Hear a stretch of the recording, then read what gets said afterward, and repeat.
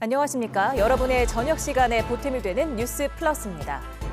현직 군 간부들이 3급 비밀인 암구호를 사채업자에게 넘기고 급전을 끌어다 쓴 사실이 드러나며 군 기강해이 논란이 다시 일고 있습니다.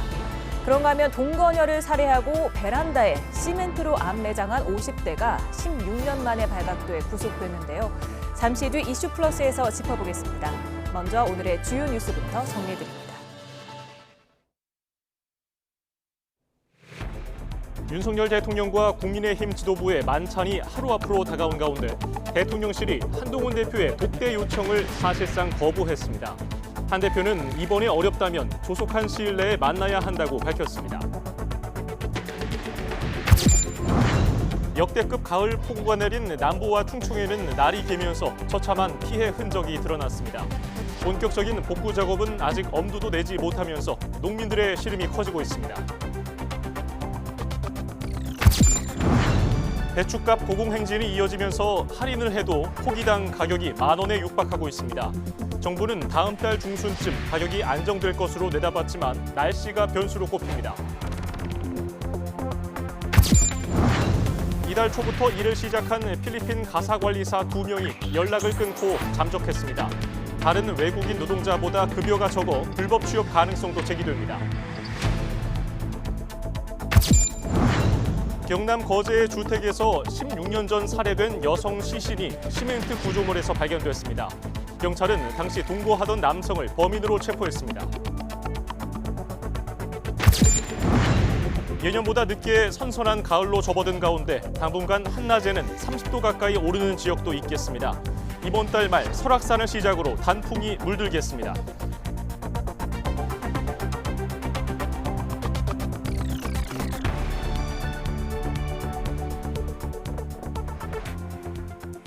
첫 소식입니다. 내일 윤석열 대통령과 국민의힘 지도부 만찬에 앞서서 한동훈 대표가 독대를 요청한 데 대해 대통령실은 추후 별도 협의 사안이라고 밝혔습니다.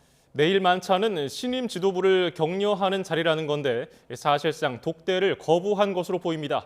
취재기자 연결합니다. 신윤정 기자. 네, 용산 대통령실입니다. 네, 윤 대통령과 한 대표 독대 여부에 관심이 쏠렸는데요. 대통령실이 난색을 표했군요. 네, 그렇습니다. 대통령실 핵심 관계자는 오늘 오후 기자들과 만나 독대는 별도로 협의할 사안이라며 내일은 신임 지도부를 격려하는 자리라고 말했습니다. 그러면서 독대라는 것이 내일 꼭 해야만 성사되는 게 아니라며 추후 협의하겠다고 설명했습니다. 사실상 내일 독대 요청은 거부한 것으로 보입니다. 이 관계자는 독대라는 형식 대신 추경호 원내대표까지 3명이 차담회 등의 형식으로 따로 만날 가능성에 대해서도 고려하지 않고 있다고 답했습니다. 즉, 한 대표를 포함해 추 원내대표와 최고위원들, 정책위의장 등 여당 참석자 16명과 대통령실 정진석 비서실장을 포함한 3실장과 주요 수석 비서관들까지 20여 명이 함께하는 만찬만 진행된다는 겁니다.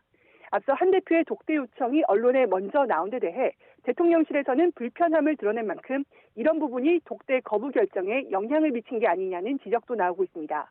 대통령실 고위 관계자는 오늘 YTN과의 통화에서 독대는 기묘하게 단둘이 할 얘기가 있거나 상의할 일이 있을 때 하는 게 아니냐고 말했습니다.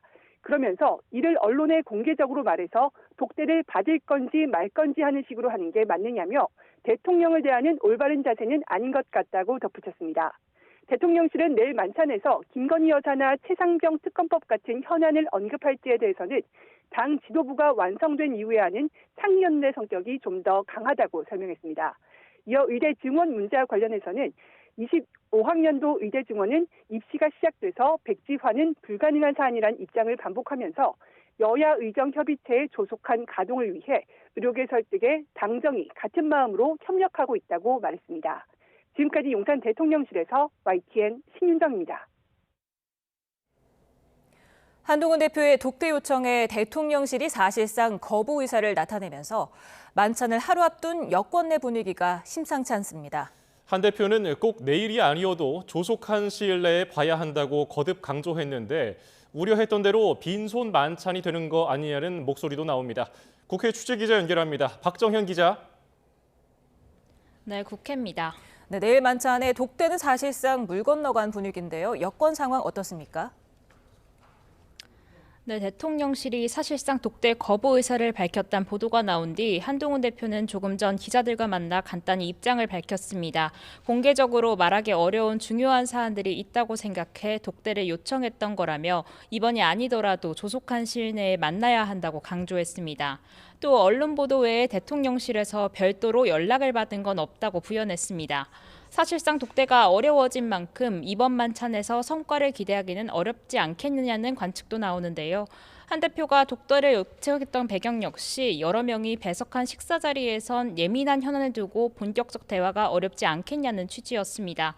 앞서 당 지도부 관계자도 통화에서 단지 당정 화합을 강조하는 수준의 메시지를 낼 만한 예사로운 상황이 아니라고 강조했고, 한 대표 측 관계자는 통화에서 독대를 거부한다면 한 대표와 대통령 모두에게 타격이 적지 않을 거라며 당정 지지율이 더 곤두박질 칠 수 있다는 전망도 내놓은 바 있습니다. 당 일각에선 독대 요청 단계부터 언론에 새어나간 것을 두고 비판도 이어졌습니다. 특히 친윤계를 중심으로 불쾌감이 터져나왔는데 김재원 최고위원은 라디오 인터뷰에서 대통령과 여당 대표가 대화하는 건 지극히 정상적이지만 보도를 통해 먼저 알려져 양쪽 다 곤혹스러운 상황이 된 게 아니냐며 아쉬움을 드러냈습니다. 홍준표 대구시장도 SNS에 글을 올려 당 장악력도 없으면서 독대를 요청하거나 주가를 올리려는 시도가 안타깝다고 날을 세웠습니다. 반면 협의체 구성에 다소 소극적이었던 민주당은 어제 이재명 대표가 의협회장을 면담하는 등 움직임이 빨라지는 모양새입니다. 어제 자리에선 정부를 제외한 여야 의만이라도 협의체를 내야 한다는 제안도 나온 것으로 알려졌습니다. 이재명 대표는 아침 전남 영광 현장최고위회의에서 의료대란 문제를 거론하며 비판 발언도 쏟아냈습니다. 정부가 자신들의 의사에 반하는 세력을 탄압하는 일방통행으로 총선에서 심판받고도 오히려 더 심해진 것 같다며 국민 의사를 존중하지 않으면 더 엄중히 심판받을 거라 경고했습니다. 이와 함께 민주당은 오전 기자회견을 열고 이번 만찬이 성과 없이 배만 채우는 자리로 끝나선 안 된다며 의료 대란을 해결할 성과를 내놔야 한다고 거듭 강조했습니다. 예, 금융투자소득세 문제를 두고도 정치권 논쟁이 가열되고 있지요. 네, 내일 민주당은 당내 금융투자소득세 토론회를 엽니다. 토론 뒤 결과를 토대로 당론을 결정한다는 방침인데요. 민주당은 그간 예정대로 금투세를 시행해야 한다는 입장이었지만 최근 당내 지도부 일각에서도 공개적으로 유예론을 꺼내는 등 분위기가 다소 바뀌었습니다. 내일 주자로 나서는 이소영, 임광현 의원도 아침 라디오에 나와 각각 유예와 시행 의견을 내세우며 치열한 토론을 벌였는데요. 이 의원은 이중과세, 미미한 세수 확보 기능 등을 문제 삼으며 단순 유예가 아닌 법안 재설계가 필요하다고 주장했습니다. 폐기하고 나서 이제 재설계해서 도입하는 것도 방법일 수 있고요. 예. 또는 이제 사회적으로 이번에 이 논의를 통해서 합의가 이루어지고 사회적 동의가 이루어진다면은 법 기술적으로 시기를 유예해놓고. 임 의원은 금투세로 주식시장이 폭락할 거란 건 과도한 공포라며 예정대로 시행해야 한다는 의견으로 맞섰습니다. 앞서 금투세 폐지 의지를 띄운 한동훈 대표는 아침 회의에서 민주당 금투세 토론을 두고 약속대로내도 미치지 못한 역할극이라고 깎아내렸습니다. 국민이 원하는 금투세 폐지는 일부러 뺐다고 지적하며 국합 배드캅 놀이를 하지 말고 폐지로 당론을 모을 것을 강조했습니다. 자기적으로 역할극을 한다고 합니다. 금투세 폐지가 그 선택지에 없다는 점에서 너무 명확하게 드러납니다. 일종의 가스라이팅을 하는 거라고 생각합니다. 네, 법사위에서는 검찰 법 왜곡죄 신설을 놓고 여야 공방이 벌어졌는데요. 자세한 상황 전해주시죠. 네, 국회 법제사법위원회에서 민주당은 검사가 수사나 공소를 제기할 때 법률을 왜곡하면 처벌하도록 하는 내용의 형법 개정안을 발의했습니다. 법안을 대표 발의한 이건태 의원은 김건희 여사의 명품 가방 수수 사건에서 범죄 혐의가 발견됐는데도 수사하지 않고 고의로 봐줬다면 검사가 처벌받아야 한다고 지적했습니다. 이와 함께 이 대표 공직선거법 위반 사건에서 검찰이 증거를 조작하고 왜곡했다는 취지로 주장했는데요. 국민의힘은 검찰 수사와 기소권을 완전히 무력화하는 시도라며 강하게 반발했습니다. 곽규택 의원은 법률 적용이 왜곡됐는지 여부를 누가 판단할 수 있냐며 이 대표 방탄을 위한 법안이라고 맞섰습니다.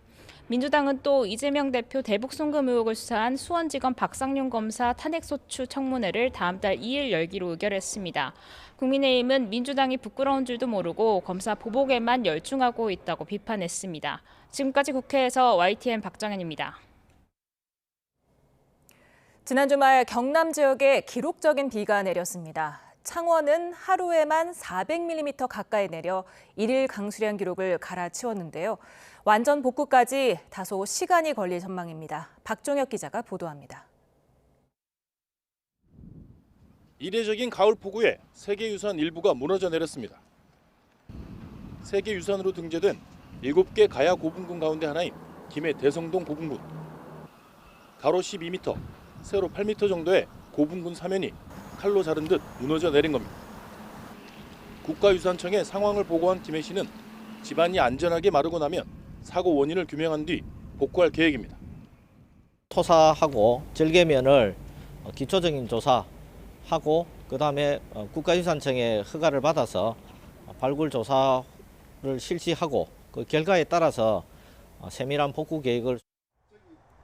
장미를 키우는 경남 김해의 한 시설 재배 농가입니다. 흙을 파고 뿌리를 확인하니 물에 흠뻑 젖어 있습니다. 이틀 동안 400mm 넘게 내린 폭우에 시설이 잠겨버린 탓입니다. 물은 빠졌고 얼핏 보기에 멀쩡하지만 수확을 장담할 수 없습니다. 지금 보기에는 멀쩡하게 했는데 뿌리가 물이 잠겼기 때문에 이 작물이 살아날지 의문스럽고요. 만약에 고사한다면 1년 농사를 완전히 망치는 거죠. 기록적인 호우에 경남 지역에선 1000건이 넘는 비 피해 신고가 소방당국에 접수되기도 했습니다. 추수를 앞둔 논 등 농경지 711.6헥타르가 침수 피해를 입었습니다. 복구 작업이 시작됐지만 정확한 피해 규모를 먼저 파악해야 하는 곳에선 완전 복구에 시간이 걸릴 전망입니다. YTN 박종혁입니다. 경남 지역 말고도 전국 곳곳에서 가을 폭우로 인한 농경지 침수 피해가 발생했습니다. 수확을 앞둔 농민들은 예상치 못했던 수해에 올해 농사를 포기해야 하는 심경입니다. 김기수 기자의 보도입니다. 비닐하우스 안에 심어진 상추가 생기를 잃은 채 쓰러져 있습니다. 줄기가 그대로 드러났고 윤기가 있어야 할 잎은 물에 잠겼던 탓에 뿌리가 호흡하지 못하면서 뜨겁게 내리쬐는 햇볕에 말라갑니다. 앞서 지난주 충남 노산에 250mm가 넘게 내린 폭우에 일대 하우스가 모두 물에 잠겼습니다. 침수 피해가 발생한 하우스 농가입니다. 흙이 다 마르지 않으면서 발이 푹푹 빠지는데요. 발걸음을 옮기기조차 쉽지 않습니다. 하우스가 침수되는 피해를 입은 오이 농가에선 파르테알 잎이 말라가고 있습니다. 농민들은 멀쩡한 오이를 하나라도 찾기 위해 이른 수확에 들어갔습니다. 수확이 조금만 늦어져도 물을 먹은 뿌리가 썩어 모두 폐기해야 하기 때문입니다. 이제 농민 입장에서는 아까워서 지금 이제 당장은 다 죽진 않았으니까 살아있는 것만이라도 이제 수확을 하고 있는 겁니다. 근데 이게 5일이나 10일 있으면 이제 다 고사하지 않을까 싶습니다. 줄기에 매달려 있어야 할 멜론이 흙바닥에 나뒹굽니다. 애지중지 키워온 멜론이지만 하루 만에 상품성을 모두 잃어버렸습니다. 지난 7월 장마 때도 한 차례 수해를 입었는데 이번 가을 폭우에 또다시 피해를 입은 겁니다. 복구하더라도 다른 대체 작물을 준비하지 못해 올해 농사는 모두 포기해야 할 판입니다. 오염된 물이기 때문에 메론이나 수박 뿌리가 먹으면요 나중에 죽어요. 죽기 때문에 지금 살아있는 게 아니에요. 이거 괜히 살리겠다고 돈 들여봐야 본전도 못 찾아요. 논이 물에 잠기면서 벼가 힘을 잃고 쓰러져 있습니다. 바로 벼들을 세워줘야 하지만 일손이 부족해 엄두도 내지 못하고 있습니다. 인력이 없어서 못 심는 거예요. 또 비가 와가지고 쓰러지면 손실이 좀 많이 날 거야. 뭐보다 한 10% 20% 날 거야. 예상치 못한 가을 폭우에 농경지가 침수되면서 수확을 앞둔 농민들의 시름이 깊어지고 있습니다. YTN 김기수입니다. 윤석열 대통령은 남부지방 호우 피해 복구에 정부와 지자체가 최선을 다해달라고 지시했습니다. 윤 대통령은 오늘 수석 비서관 회의를 주재한 자리에서 이같이 지시했다고 정혜전 대변인이 전했습니다.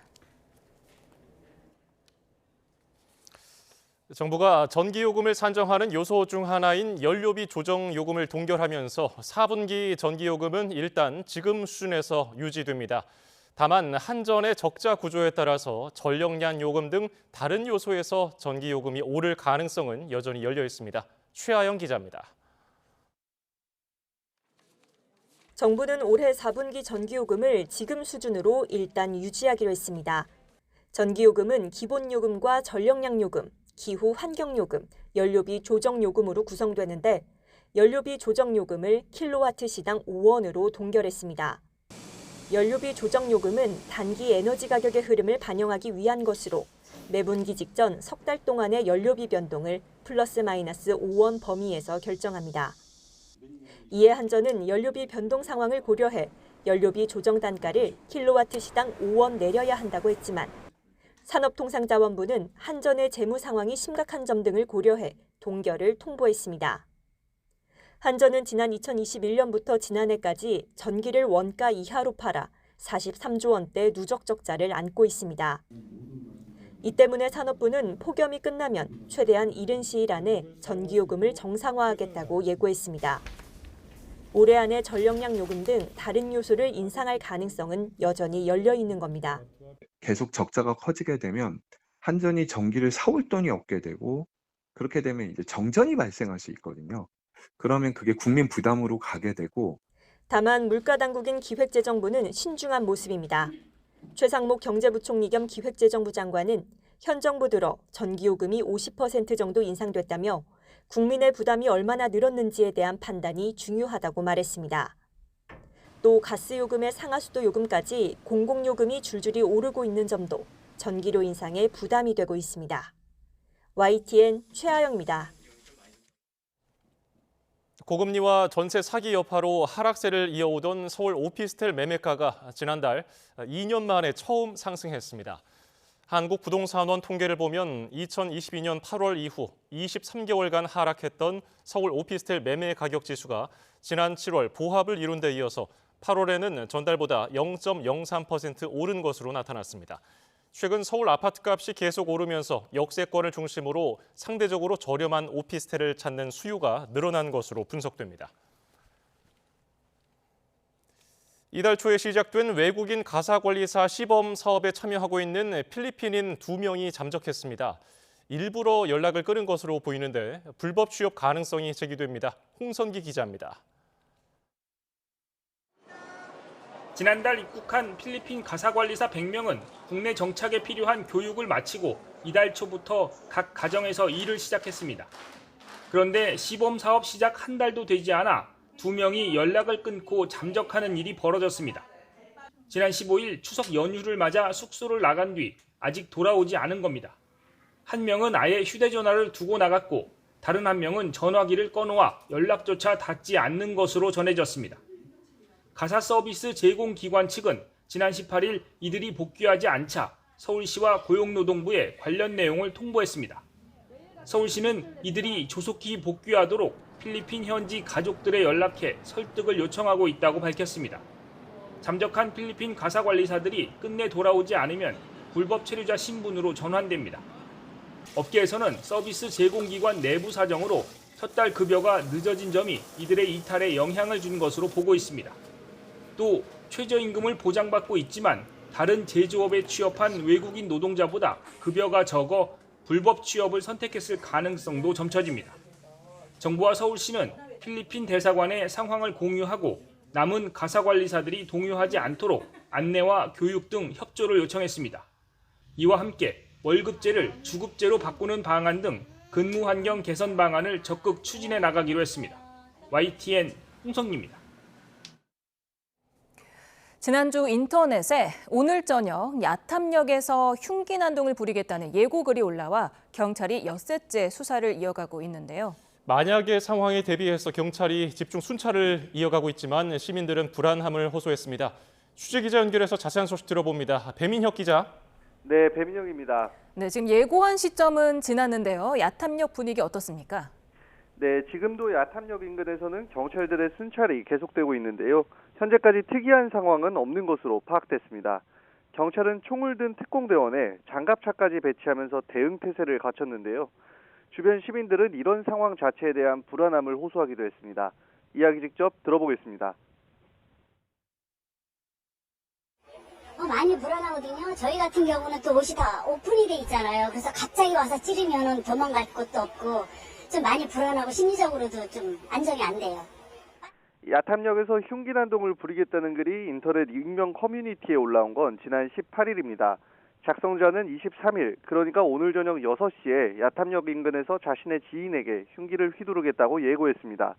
부모님에게도 버림받고 친구들도 자신을 무시한다는 취지의 글과 함께 분당에 있는 병원의 지도 사진도 게시했는데요. 경찰은 곧바로 작성자를 특정하기 위해 수사에 착수하고 야탐역 일대 순찰도 시작했습니다. 그러자 하루 만에 또다시 경찰의 추적을 비웃는 듯한 게시글이 같은 온라인 커뮤니티에 올라왔는데요.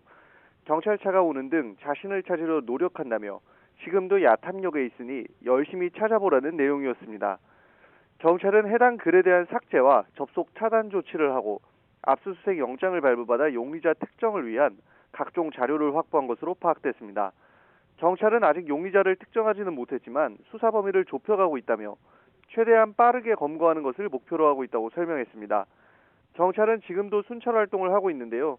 기동대를 추가로 배치받아 야탐역과 병원을 중심으로 집중 순찰하고 있습니다. 또 자율방범대와 해병대 전우회 등과 함께 현장에서 만일의 사태에 대비하고 있습니다. 지금까지 사회부에서 YTN 배민혁입니다.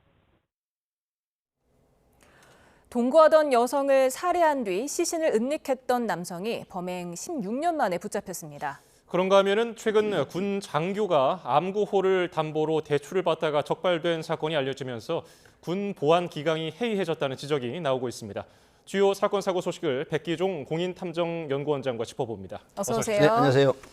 지금 동거녀를 살해한 게 16년 전 일이고 지금 시멘트를 부어서 시신을 은닉했던 50대 남성이 붙잡혔습니다. 네. 사건 개요를 조금 더 설명해 네. 주실까요?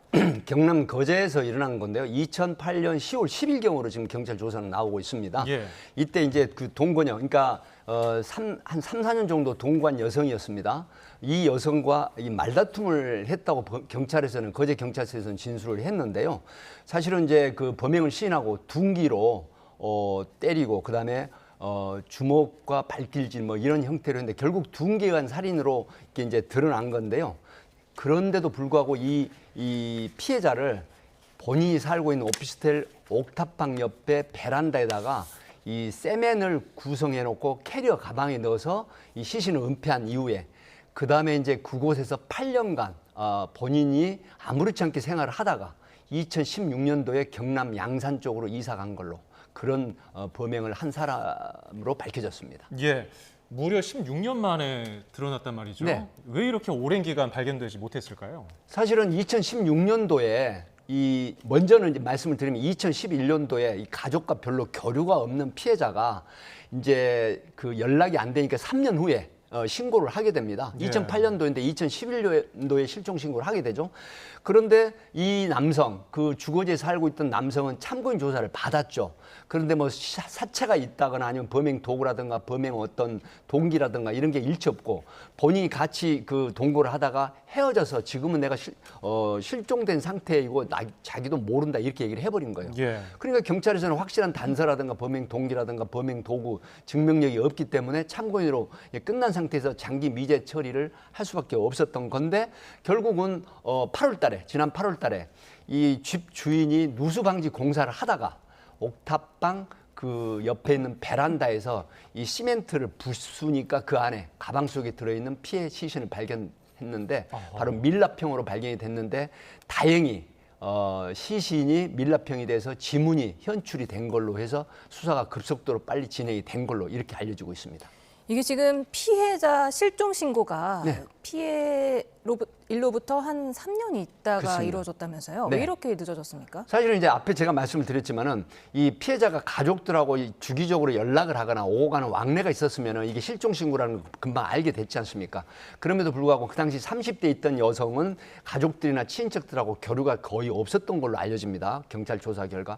그래서 가족이 뒤늦게 이제 뭐 명절 때라든가 아니면 생일이라든가 이런 게 전혀 교류가 안 된 상태고 또 생존 반응 징후가 전혀 안 보이는 상태에서 가족이 이상하다 생각하고 결국 3년 후에 실종 신고를 하게 된 거죠. 예, 실종 신고도 3년 정도로 늦어졌고 수사도 그 실종 신고가 있은 이후로 이제 있었을 거 아닙니까? 그렇습니다. 그렇기 때문에 당연히 이 남성도 수사를 받았을 텐데 글쎄요, 왜 이렇게 쉽게 벗어났을까요? 그러니까 이제 참고인 조사를 하게 되죠. 그 집 주인이 누구인가 확인을 하고 출석을 시켜서 조사를 했는데 전체적으로 보면 이미 상당한 시간이 흐른 뒤잖아요. 네. 2008년도에 10월경에 범행을 했고 3년 후기 때문에 이미 시신은 본인이 살고 있는 옥탑방 옆에 베란다에다 세면으로 구성을 해서 그 속에 은닉을 시켜버린 상태이기 때문에 생존 반응이 전혀 없는 상태에서 경찰이 어떠한 단서가 발견하지 못한 상태니까 결국 당사자인 이 가해자 범인이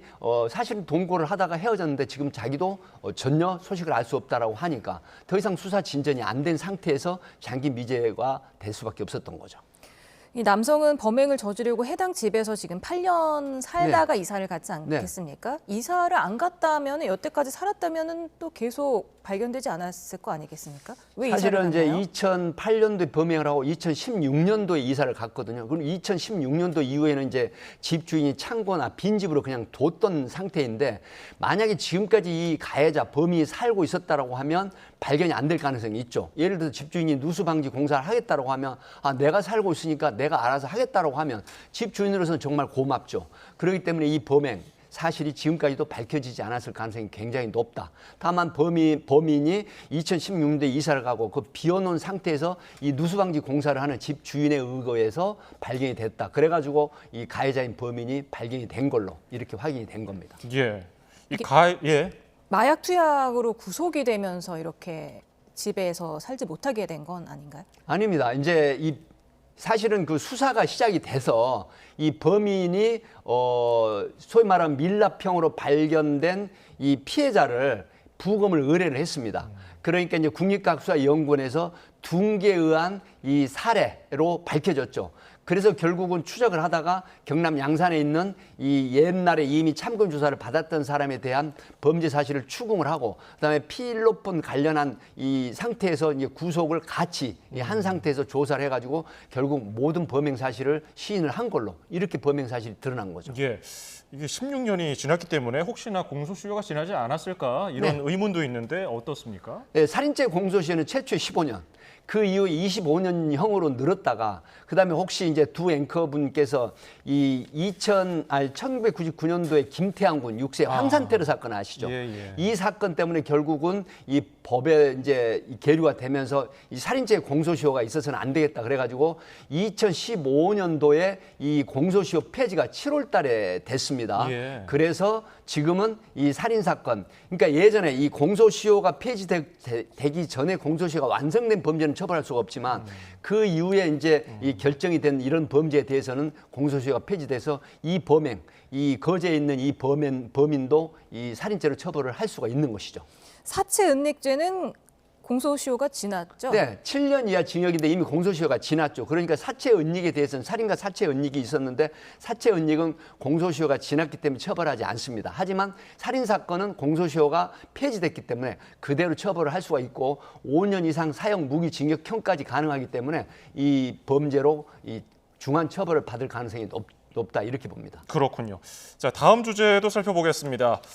한 군부대에서 군인들이 암구호를 민간인에게 유출한 정황이 포착이 됐습니다. 이 수사기관이 합동수사에 나섰는데 사건 어떻게 일어난 일입니까? 네, 이 사실은 방첩사령부 그다음에 경찰, 검찰이 이제 합동으로 수사를 하고 있는데 이게 최초에는 어떤 형태였냐면 이 대의가 종합상황실에 있는 암구호판을 결국은 사채업자에게 넘긴 겁니다. 근데 사채업자가 어떤 얘기를 했냐면 대의님 이 돈을 내가 빌려주는데 만약에 암구호를 이렇게 알려준다라고 하면 내가 사채를 쓰게 하겠다라고 하니까 결국은 상황실판에 있는 암구호를 촬영을 해가지고 사채업자에 넘기게 되는 거죠. 이렇게 돼가지고 결국 유출한 사실이 드러나서 이제 이 대의는 사실은 그 군부대에서 대의면 이제 보통 중대장 역할을 하거든요.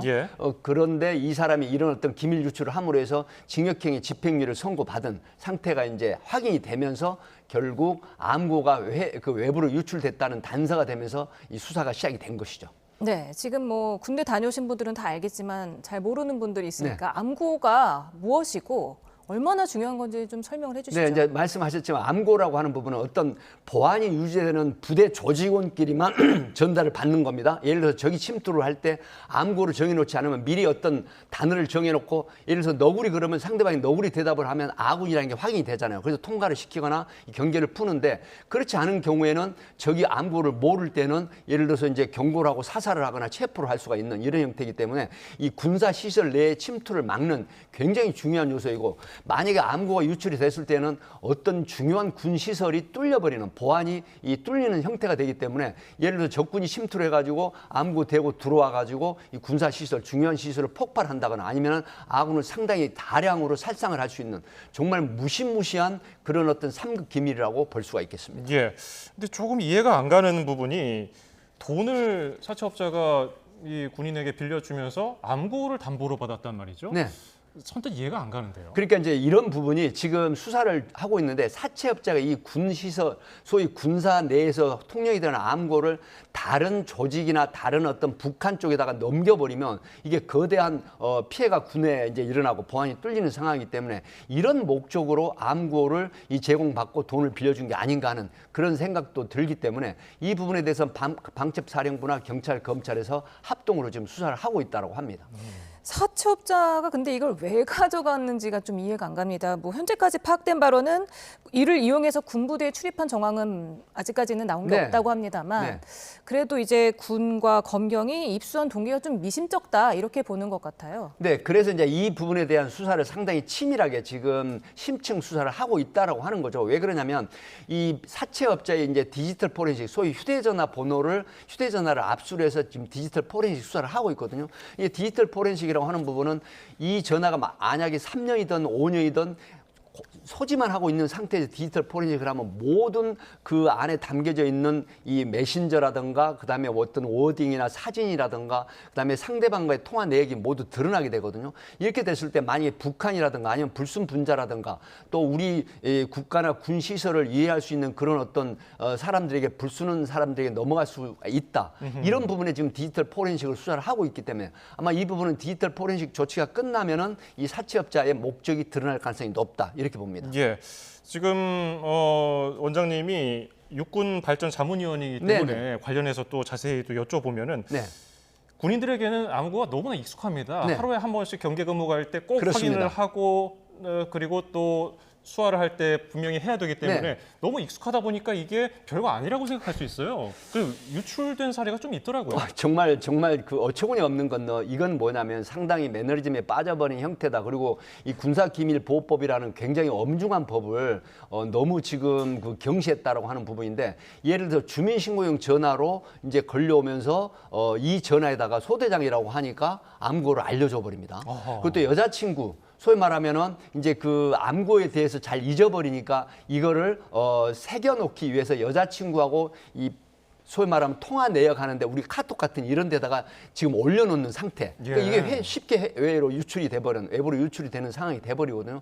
이러기 때문에 예를 들어서 이제 여자친구 대화방이라든가 주민신고용 전화로 걸려온 사람에게 뭐 그냥 아무 경계심 없이 알려줬다라든가 또 소대장이라고 얘기하니까 덜컥 확인도 안 하고 암고를 유출해버렸다라든가 이런 부분이기 때문에 정말 군사기밀보호법 3급 군사기밀보호를 해야 되는 이런 중요한 암고를 쉽게 유출했다고 하는 부분에서 사실은 여기에 대한 엄정한 교육이 필요한 시점이 됐다 이렇게 볼 수가 있겠습니다. 네, 뭐 여자친구가 다른 사람에게 알려주지 않았는데 뭐 그게 큰 문제가 되냐고 생각하시는 분도 계실 수 있겠지만 이게 사실 전화로도 전파를 하면 안 된다면서요. 그렇습니다. 이게 지금 군사기밀 그 유출에 관련한 법은 만약에 탐지를 하게 되면 10년의 징역이고요. 그다음에 알고 있는 암고나 어떤 군사기밀을 유출할 때는 3년 이상 유기징역형에 처하거든요. 그렇기 때문에 이게 일반인이라든가 외부에 유출이 됐을 때 엄청난 그 영향, 파급 효과가 있거든요. 그러니까 쉽게 말해서 앞에 제가 말씀드렸지만 군사 시설이 쉽게 뚫리거나 아니면 암고를 통해서 침입을 해가지고 결국 아군들을 대량 살상을 해버리는, 만약에 불순분자나 북한 쪽에서 침투한 이런 북한 병력이 들어와가지고 이런 어떤 엄청난 일을 벌일 수 있다고 하는 측면에서 보면 정말 소름이 돋는, 암고가 얼마나 중요한 부분인지를 알게 되는데, 특히 DMZ 같은 데서 암고를 했을 때 상대방이 알고 만약에 대답을 하게 되면 경계를 풀어버리거든요. 아찔하네요. 그렇게 될 때는 예. DMZ이 침투가 되고 그다음에 이제 초소가 이 폭파가 되거나 그다음에 아군이 살상이 되는, 정말 무지무지한 이런 어떤 중요한 이런 암고가 쉽게 유출이 됐다고 하는 측면에서 제가 사실 그 육군 자문위원으로서 상당히 끔찍한 생각이 듭니다. 예.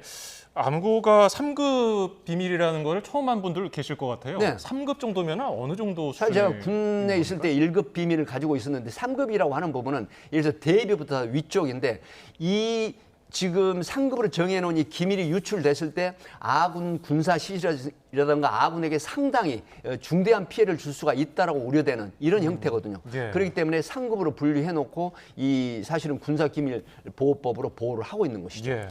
이런 중요성을 잘 아는 그 간부급이 이런 일을 저질렀다는 데서 군 기강 회의가 더 뼈아픈 것 같습니다. 제가 앞에 말씀드렸지만 지금 이게 수사 징역형 집행유예를 받은 사람이 대위라는 계급입니다.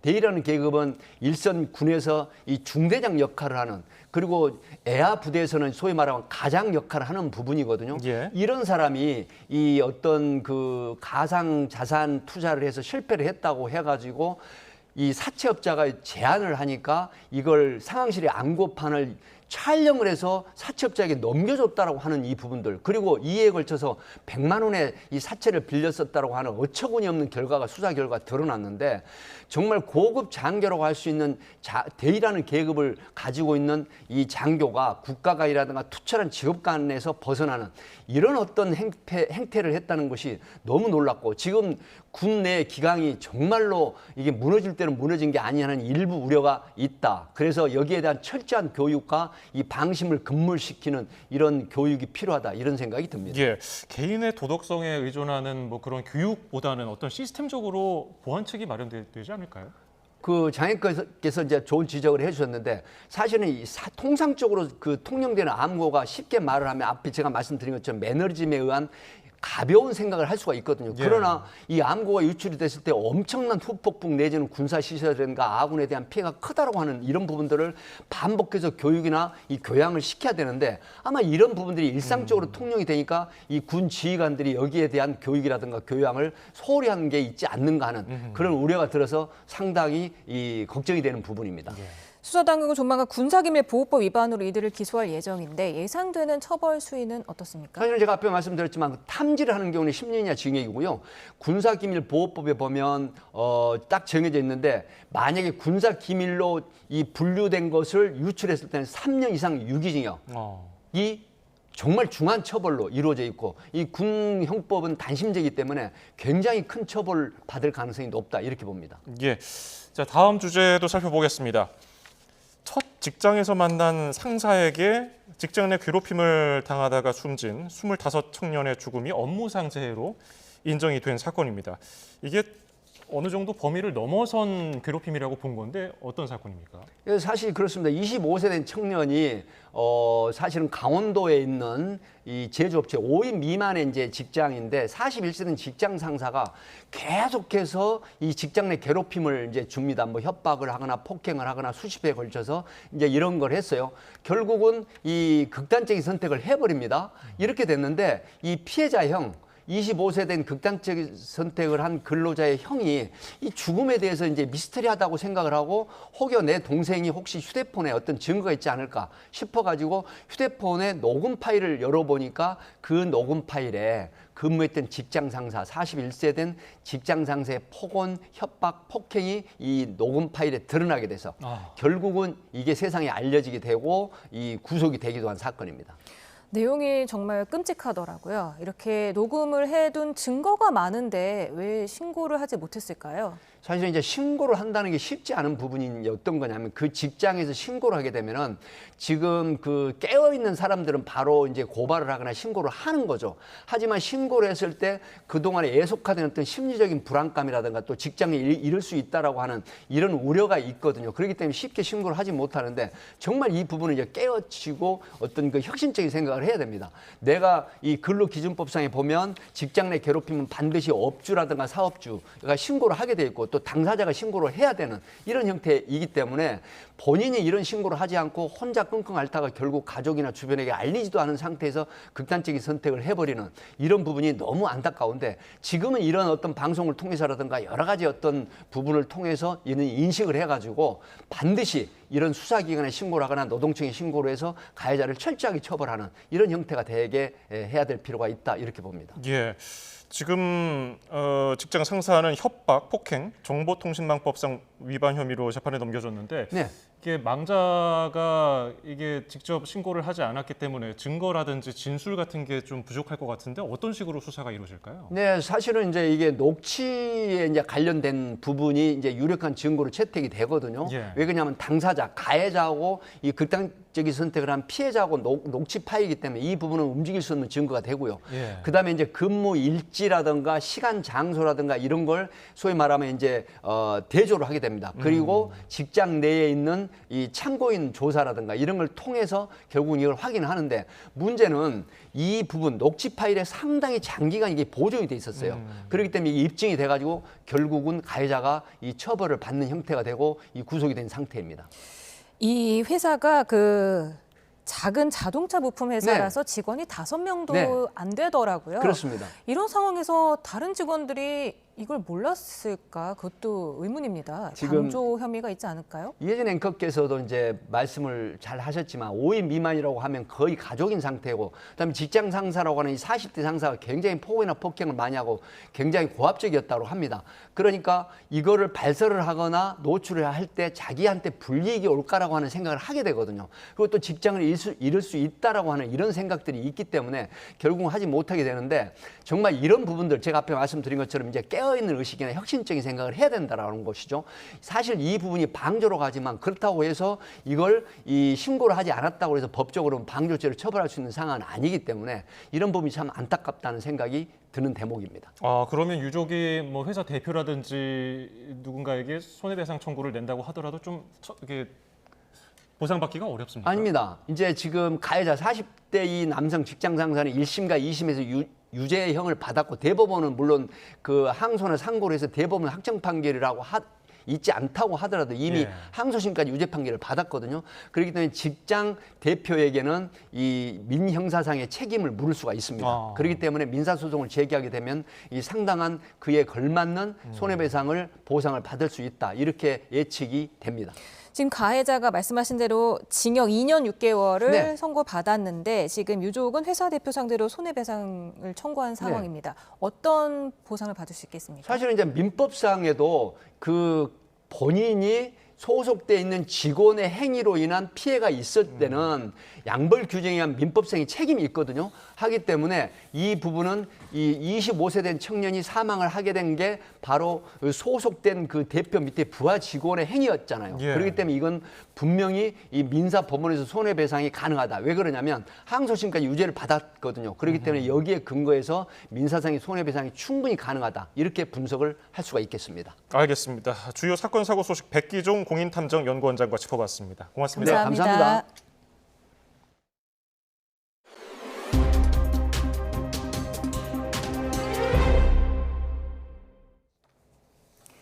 김건희 여사에게 명품 가방을 건넨 최재형 목사에 대한 검찰 수사심의위원회가 내일 열립니다. 최 목사는 청탁 목적이 맞다. 검찰은 청탁이 아니라는 이례적인 상황이 펼쳐질 예정인데요. 결과에 따라 김 여사 사건 처분에도 영향을 줄 것으로 보입니다. 홍민기 기자입니다. 김건희 여사에게 명품 가방을 건넨 최재형 목사의 법적 처분 방향을 논의하기 위한 검찰 수사심의위원회가 내일 열립니다. 이번 수심위는 최 목사에게 청탁금지법 위반과 주거침입, 위계에 의한 공무집행방해 등 혐의가 있는지 등을 논의할 예정입니다. 이 가운데 가장 큰 쟁점은 김 여사의 혐의와도 맞닿아 있는 청탁금지법 위반 혐의 여부입니다. 앞서 지난 6일 열린 김 여사 수심위에서는 명품 가방이 단순한 신분 쌓기 용도로 전달됐고 각종 청탁도 직무 관련성이 인정되지 않는다며 김 여사에 대해 불기소를 권고했습니다. 반면 최 목사 측은 수심위에서 명품 가방 등 선물을 건넨 것 자체가 청탁을 위한 것이었다는 주장을 펼 예정입니다. 샤넬 화장품과 향수를 건넨 당일 김창준 미국 연방하원의원을 국정자문위원회에 임명해달라고 청탁했고 디올 가방을 건넨 뒤 김 전 하원의원의 국립묘지 안장이나 통일TV 재송출 등에 대해 일부 답변을 듣기도 했다는 겁니다. 대통령의 직무 관련성은 국정 전반에 걸쳐 폭넓게 인정되는 만큼 자신뿐 아니라 김 여사도 청탁금지법을 위반했다는 점도 강조할 것으로 보입니다. 앞서 김 여사에 대해 불기소 결론을 내렸던 검찰은 최종 처분을 최 목사 수심위 결과 이후로 미뤘는데 만약 최 목사가 건넨 선물들에 직무 관련성이 있다는 판단이 나오면 이를 받은 김 여사 역시 재판에 넘겨야 한다는 여론이 높아질 수 있습니다. 또 윤석열 대통령이 배우자가 직무 관련 금품을 받은 사실을 알고도 청탁금지법상 신고 의무를 지키지 않았다는 논란이 불거질 가능성도 있습니다. 수심위가 최 목사의 청탁금지법 위반 혐의는 인정하지 않으면서 주거침입 등 다른 혐의로만 기소를 권고할 수도 있습니다. 최 목사는 죄를 지었다고 주장하고 검찰은 되려 죄가 아니라고 반박하는 이례적인 상황. 검찰은 최 목사 수심위 결과를 본 뒤 이르면 이번 주 안에 김 여사에 대한 처분을 결정할 것으로 보입니다. YTN 홍민기입니다. 다음 달 기초단체장 재보궐선거를 앞두고 더불어민주당과 조국혁신당의 경쟁이 가열되고 있습니다. 이재명, 조국 대표가 앞다퉈 호남을 찾아 선거 전에 직접 뛰어들며 대리전 양상으로 흐르고 있는데요. 지난 총선에서 협력 관계를 강조했던 두 당이 감정 싸움으로 치닫는 모습입니다. 손효정 기자입니다. 이재명 대표를 비롯한 민주당 지도부가 국회 대신 전남 영광군을 찾아 현장 지도부 회의를 열었습니다. 다음 달 치러지는 영광군수 재선거를 앞두고 윤석열 정권 심판을 위해 다시 한번 민주당을 선택해달라고 호소했습니다. 곡성, 영광의 군수가 누가 되느냐 이 문제가 아니라 이 정권에게 국민들이 다시 회초리를 들어서 책임을 묻는 그런 의미가 큽니다. 이 대표는 재선거가 치러지는 곡성과 부산 금정도 차례로 방문할 예정인데 특히 텃밭인 호남 민심에 유독 신경을 기울이고 있습니다. 경쟁자로 나선 조국혁신당의 조국 대표가 월세살이를 자처하며 총력전에 돌입한 데다 영광군수 선거의 경우 양당 후보가 접전을 벌이고 있기 때문입니다. 영광에서 패할 경우 2026년 지방선거에서 조국혁신당이 과거 국민의당 녹색바람처럼 호남을 흔들 가능성도 우려하는 표정입니다. 양측 간 신경전의 수위는 높아지고 있습니다. 민주당 김민석 최고위원이 본회의에 불참한 혁신당 의원을 겨냥해 상하기 시작한 무리라고 비판하자 조국 대표는 과한 표현이라며 민주당을 향해 부산 금정구청장 후보 단일화를 거듭 촉구했습니다. 조국혁신당과 민주당 모두 크게 봅시다. 분노의 화살은 서로를 향해서가 아니라 윤석열, 김건희 공동정권으로 돌립시다. 국민의힘은 상대적으로 중앙당보단 지역을 중심으로 하는 조용한 선거 운동을 택했습니다. 기초단체장 선거인 만큼 당 지도부가 전면에 나서진 않겠다는 방침인데 지난해 서울 강서구청장 보궐선거 참패의 학습 효과란 분석도 나옵니다. 반면 당의 뿌리와도 같은 지역을 뺏길 수 없는 민주당과 총선 이후 존재감을 드러내려는 조국혁신당이 다음 달 선거에 사활을 걸면서 야권의 호남 쟁탈전은 더욱 치열해질 전망입니다. YTN 손효정입니다. 약 50년 뒤인 2072년에는 급격한 고령화로 한국 노인 비율과 노년 부양비가 전 세계 237개 나라 중에 세 번째로 높을 것으로 예측됐습니다. 2072년 기대 수명 전망은 91.9세로 90세를 넘었습니다. 오인석 기자입니다. 통계청이 세계와 우리나라의 장래 인구 현황과 전망을 추계한 보고서를 발표했습니다. 세계 인구는 올해 81억 6천만 명에서 2072년엔 102억 2천만 명으로 20억 6천만 명 증가할 것으로 전망됐습니다.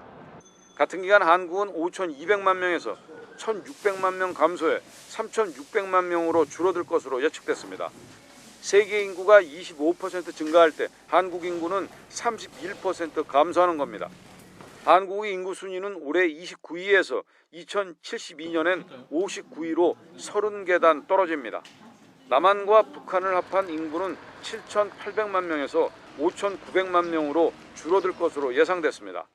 한국은 다른 나라보다 고령화가 빠르게 진행되면서 65세 이상 고령 인구 비중이 올해 19.2%에서 2072년엔 47.7%로 증가할 것으로 예측됐습니다.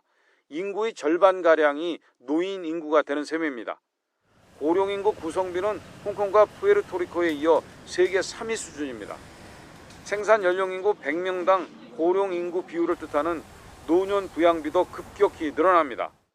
한국의 노년 부양비는 올해 27.4명에서 2072년엔 104.2명으로 3.8배 수준으로 급증할 것으로 전망됐습니다.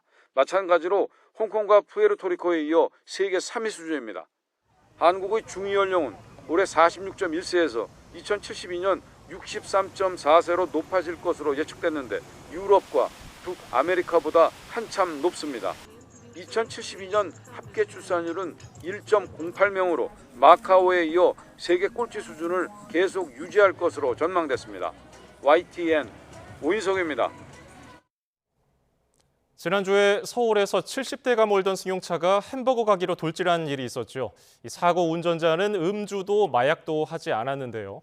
고령 운전자 사고가 늘자 서울시가 연말까지 면허제도 개선안을 마련하기로 했습니다. 김현아 기자입니다. 자동차 한 대가 무서운 속도로 달려오더니 6차선 대로의 중앙 버스 정장 난간을 충돌하고 그대로 날아올라 햄버거 가게에 처박힙니다. 가게는 벽돌 기둥과 계단까지 부서져 내려 흡사 폭발 현장을 방불케 합니다.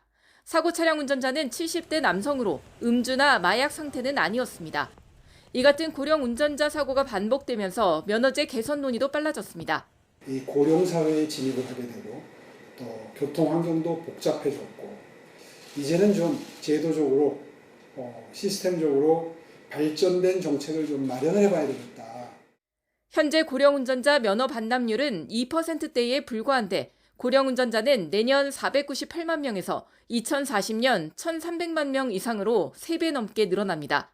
전문가들은 고령화 사회에 맞는 면허 반납 제도가 필요하다고 지적합니다.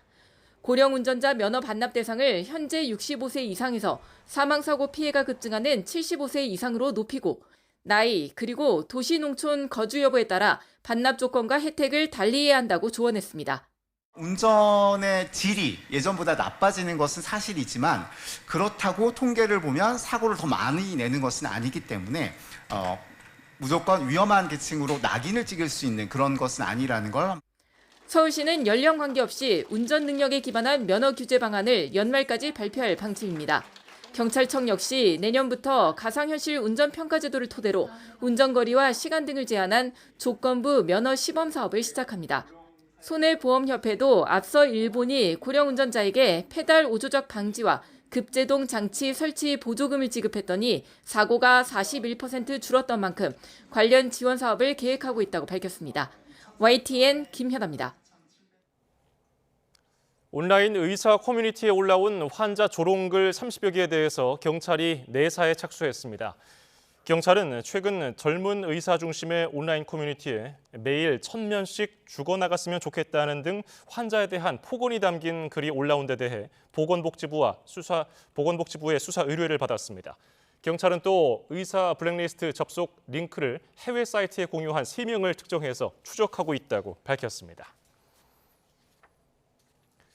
재벌 3세인 척하며 투자금 30억여 원을 가로챈 혐의로 재판을 받는 전청조 씨의 구속기한이 연장됐습니다. 서울고등법원은 전 씨의 구속영장 신문을 열고 오는 29일부로 추가 구속영장을 발부한다고 밝혔습니다. 재판부는 전 씨 측이 아동학대 사건 항소심 재판을 재벌 사칭 사기 2심과 병합해달라고 요청을 했는데 결정까지 시간이 필요해서 기한을 연장한다고 설명했습니다. 이스라엘이 레바논에 근거를 둔 무장 세력 헤즈볼라의 공격을 사전에 탐지해서 선제 타격하며 지상전도 불사하겠다면서 엄포를 놨습니다. 이스라엘은 또 레바논 주민들에게 떠나라고 경고해 본격적인 전쟁 위기감이 고조되고 있습니다. 신홍진 기자입니다. 멀리 보이는 레바논 땅에서 쉴 새 없이 연기가 피어오릅니다. 이스라엘이 레바논 남부에 폭격을 퍼붓고 있는 것입니다. 이스라엘군은 헤즈볼라의 로켓 공격 계획을 감지해 선제 공격을 진행했다고 설명했습니다. Following indications that Hezbollah was preparing to fire towards Israeli territory, we began striking terrorist targets throughout Lebanon. 다니엘 하가리 이스라엘군 대변인은 지상군이 국경을 넘어 레바논을 급습할 가능성을 묻는 질문에 필요하다면 무엇이든 할 것이라고 답했습니다. 이스라엘군은 최근 이 같은 말을 반복하며 강조하고 있습니다. יש לנו מטרה להחזיר את תושבי הצפון אל בתיהם בביטחון וכדי לעשות את זה ננקוט בכל האמצעים הנדרשים. 이스라엘군은 또 레바논 남부 주민들에게 스스로 안전을 위해 떠나라며 공격의 수위를 높일 것을 예고했습니다. 헤즈볼라는 모든 군사적 시나리오에 맞설 준비가 돼 있다며 결사항전을 거듭 다짐하고 있어 레바논 접경의 긴장감이 최고조에 이르고 있습니다. 여기에 이라크 내 친이란 무장 세력도 양측의 싸움에 적극적으로 뛰어들고 있습니다.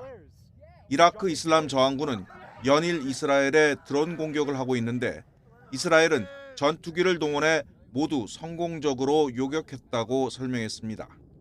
YTN 신홍진입니다.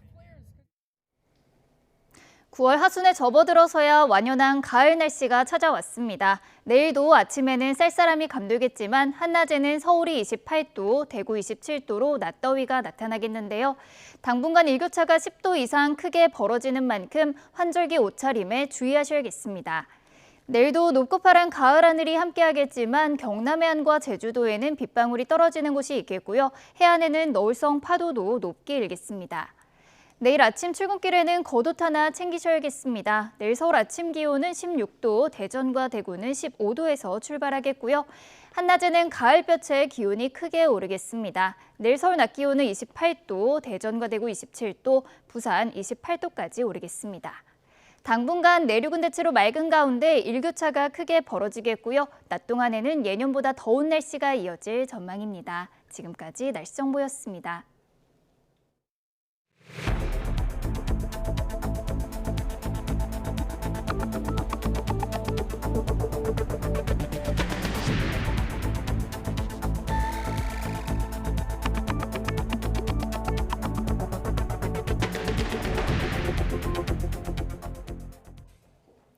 윤석열 대통령과 국민의힘 지도부 간의 만찬에 앞서 한동훈 대표가 윤 대통령과의 독대를 요청한 데 대해 대통령실이 사실상 거부 의사를 밝혔습니다. 신임 지도부 격려 자리인 만큼 독대는 별도로 협의할 사안이라는 건데 내부적으로는 독대 요청이 언론에 먼저 공개된 걸 불쾌해하는 반응도 나오고 있습니다. 강희경 기자입니다. 대통령실과 국민의힘 지도부 만찬이 주목을 받는 건 윤석열 대통령과 한동훈 대표의 독대 성사 여부 때문입니다. 한 대표가 만찬 회동에 앞서 대통령과의 독대를 요청한 것이 언론 보도로 알려졌는데 대통령실은 사실상 거부 의사를 밝혔습니다.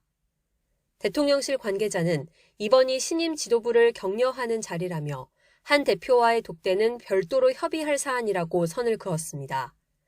또 꼭 만찬을 계기로만 독대가 성사되는 건 아니지 않느냐며 추후 협의하겠다고 말했습니다. 내부적으로는 양측의 협의 내용이 언론에 먼저 공개된 걸 두고 불쾌해하는 분위기도 감지됩니다. 대통령실 고위 관계자는 YTN과의 통화에서 독대는 기묘하게 단둘이 상의할 게 있을 때 하는 것 아니냐며 언론에 공개적으로 요청하는 게 맞느냐고 지적했습니다. 더 나아가 대통령을 대하는 올바른 자세도 아니라고 비판했습니다.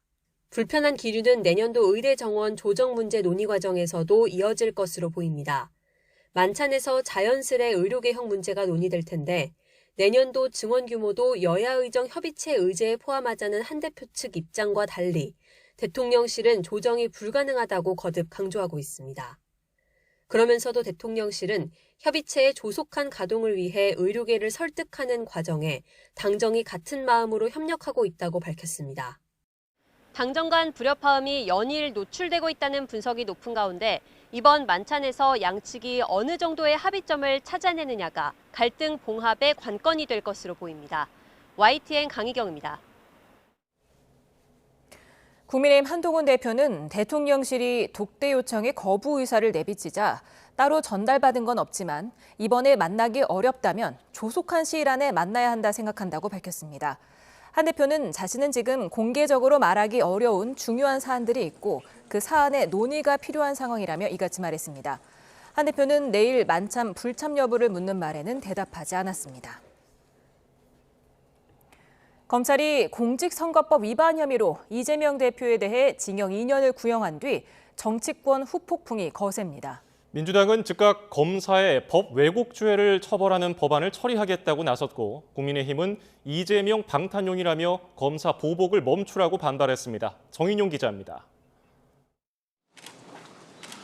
민주당은 국회 법제사법위원회에서 법 왜곡 처벌법을 소위원회로 넘겨 본격 심사하기로 했습니다. 검사 등이 피의자나 피고인을 처벌하려고 또는 처벌하지 않으려고 법을 왜곡하거나 묵인하면 10년 이하 징역에 처하도록 하겠다는 겁니다. 김건희 여사 명품 가방 수수 사건은 처벌하지 않으면서 이재명 대표 수사는 입맛대로 했다는 예를 들며 입법 필요성을 부각했는데 검찰은 약 2,500장의 사진을 출장 가서 찍은 사진을 확보했음에도 불구하고 유리하다고 생각되는 사진 한 30장만 기록을 해놨습니다. 국민의힘은 오로지 이재명 방탄용 법안이라며 사법 체계를 흔든다고 맞받았습니다.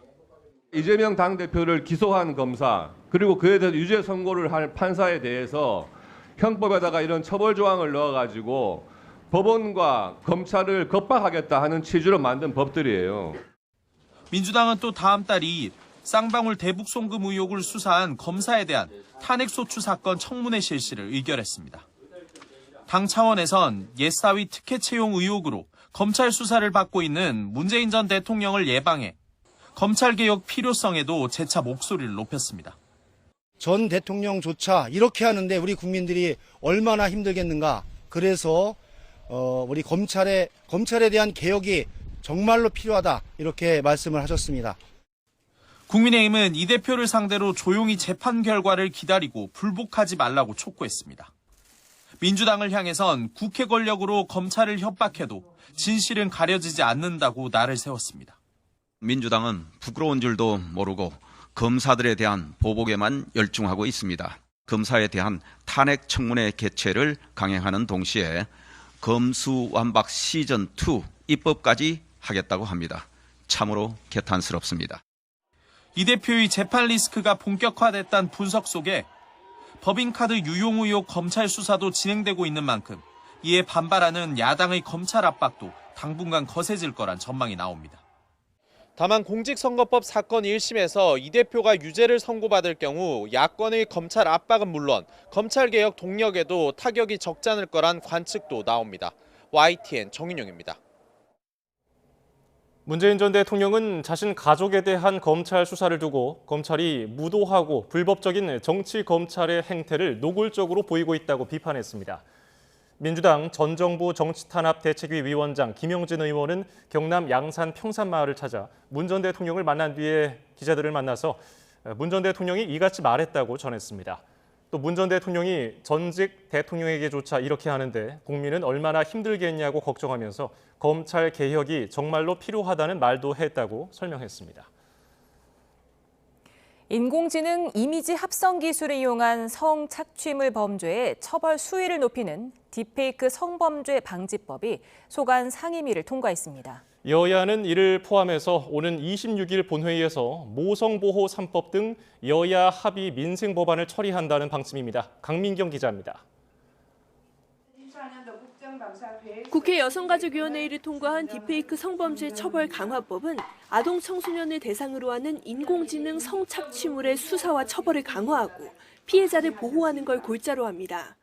현행법상 성착취물을 이용한 협박은 1년 이상, 강요는 3년 이상 징역에 처하지만 개정안은 각각 징역 3년 이상, 5년 이상으로 처벌 기준을 높였습니다. 이 밖에 국가 책무의 불법 촬영물 삭제 지원과 피해자 일상회복 지원 의무를 못 받고 삭제 지원 주체에 지방자치단체를 추가해서 세밀한 관리가 가능하도록 했습니다. 긴급 신분 비공개 수사 등 경찰의 수사 자율성도 확대합니다. 다만 당사자 의사에 반하는 딥페이크 영상을 제작한 행위 자체를 처벌하도록 하는 형법 개정 논의까지는 이루어지지 못했다는 부분은 숙제로 남았습니다. 디지털 성범죄에 대해 야간, 공휴일 등 긴급한 경우 상급 수사부서에 장애 승인 없이 신분 비공개 수사를 할 수 있도록 규정했습니다. 이외 무쟁점 민생 법안을 놓고도 여야는 심사에 속도를 내고 있습니다. 양육비 지급 이행률을 높이기 위한 양육비 선지급 제도도 여야 합의로 상임위 문턱을 넘었습니다. 여야는 오는 26일 본회의에 이들 법안과 함께 법사위에 올라간 모성보호 3법을 처리하기 위해 협의하고 있습니다. 육아휴직 기간을 현행 2년에서 3년으로 확대하고 육아기 근로시간 단축 대상 자녀의 나이를 8살에서 12살까지 확대하는 내용 등이 핵심입니다. 현재 야당과도 거의 합의가 되고 있는 만큼 큰 어려움 없이 오는 9월 26일 본회의에서 저출생 극복을 위해 육아지원 모성보호 3법은 반드시 합의 처리되어야 할 것입니다. 여야는 현재 70여 개 법안을 이번 주 합의 처리하기 위해 막판 협상 중인 걸로 전해졌습니다. 다만 26일 본회의에서 민주당은 무쟁점 법안 외 대통령 거부권이 행사된 전국민 25만 원 지원법과 방송 4법도 재의결에 붙인다는 방침이라 여야 대치는 여전한 상황입니다. YTN 강민경입니다. 북한이 어제 저녁부터 오늘까지 우리 쪽으로 날려보낸 쓰레기 풍선은 120여 개로 집계됐습니다. 북한은 지난 5월부터 오늘까지 5,500여 개를 살포했는데요. 군 당국은 국민 안전을 위협하거나 선을 넘으면 군사 조치를 취하겠다고 경고했습니다. 조수연 기자가 보도합니다. 도심 하늘에 하얀색 풍선이 떠 있습니다. 인천국제공항 활주로에는 풍선에 실려온 잔해물이 흩어져 있습니다. 북한이 또다시 우리 쪽으로 120여 개의 쓰레기 풍선을 날려보내면서 이렇게 수도권 곳곳에 수십 개가 떨어졌습니다. 내용물은 종이류, 비닐, 플라스틱병 등 생활 쓰레기였습니다. 위해 물질은 발견되지 않았지만 출근 시간에 혼란을 초래하고 공항에서는 한때 항공기 이착륙이 중지됐습니다. 북한은 지난 5월부터 지금까지 22차례에 걸쳐 모두 5,500여 개의 쓰레기 풍선을 부양한 것으로 집계됐습니다. 특히 최근 들어 빈도를 더 높이자 군 당국은 군사조치 가능성을 경고했습니다. 북한의 쓰레기 풍선으로 인해 우리 국민 안전에 심각한 위해가 발생하거나 선을 넘었다고 판단될 경우 우리 군은 단호한 군사 조치를 시행할 것입니다. 군은 모든 책임이 북한에 있음을 다시 한번 지적하면서 피해가 발생할 경우 그에 상응하는 조치를 할 수 있다고 밝혔습니다. 그러면서 북한의 쓰레기 풍선 부양은 국제적으로 망신스럽고 치졸한 행위로 우리 국민에게 불편과 불안감을 조성해 남남 갈등을 유발하려는 저급한 행위라고 비판했습니다. 정부도 북한이 어떤 의도로 쓰레기 풍선을 보내든 이를 통해 얻을 수 있는 것은 아무것도 없다고 지적했습니다. YTN 조수연입니다. 투숙객 3명이 숨진 충북 청주 여관 방화 사건의 피의자가 구속됐습니다. 화재가 난 여관은 좁은 골목길에 있고 또 주택과 상가 등이 모여 있어 자칫 더 큰 화재로 이어질 뻔했습니다. 이성우 기자입니다. 불길에 뒤덮인 건물에서 검은 연기가 쉴 새 없이 뿜어져 나옵니다. 지난 21일 새벽 청주의 한 여관에서 방화 사건이 발생해 투숙객 3명이 숨졌습니다. 방화범은 해당 여관에 장기 투숙했던 40대 김모 씨. 김 씨는 최근 여관 주인이 바뀐 뒤 투숙비 문제로 새 주인과 다투고 퇴거당하자 불을 지른 것으로 조사했습니다. 구속 전 피의자 신문을 받으러 법원에 출석하면서는 불을 지른 이유에 대해 입을 다물었습니다. 불 지르면 다른 3명도 돌아가실 거 알고도 그러셨던 거예요? 돌아가신 3분이랑 사이가 평소에 안 좋으셨나요? 불은 여관 1층 출입문 부근 단열재 더미에서 시작돼 건물 위층으로 번졌습니다. 스프링클러가 없어 불이 더 빨리 퍼졌는데 해당 여관은 1985년에 사용 승인이나 스프링클러 의무 설치 대상은 아닌 것으로 전해졌습니다. 결국 건물 내부에 연기가 삽시간에 번져 투숙객들이 미처 대피하지 못해 참변을 당한 것으로 추정하고 있습니다. 그냥 가입해서 빼봤더니 연기가 당패 여기. 글뜨고 있다가 저기 대원 의사선문을 두드려가지고요. 오늘 마스크하고 저기 준비하고 있으라고. 더구나 여관이 좁은 골목길에 있고 주택과 상가 등이 오밀조밀 모여 있어 화재에 취약했던 상황. 여관 주변에 LP 가스통도 노출돼 있어 화재 진화가 조금만 늦었더라면 대형 화재의 기폭제가 될 수도 있었습니다.